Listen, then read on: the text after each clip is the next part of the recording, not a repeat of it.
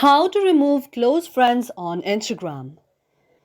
If any day any of you are an Instagram user and you have the list of close friends on your Instagram and you would like to remove your close friends on Instagram, but you do not know how to do that, just follow the following steps.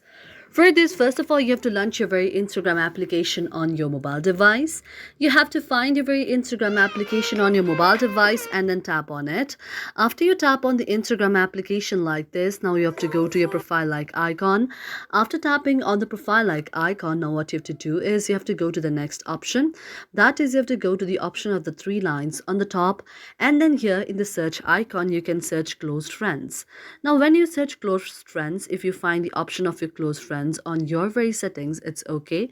Otherwise, what you can do is you can again go back, and then what you can do is again you can go to the next option. That is on the option of who can see your contact, then tap on the option of closed friends.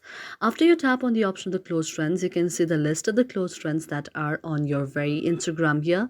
Now you can just remove, or you can just tap on the person like this if you'd like to remove the person from the closed friend list, and then go to the option of done. So this is the way on how you can remove the list of close friends on your very mobile device on your very Instagram account.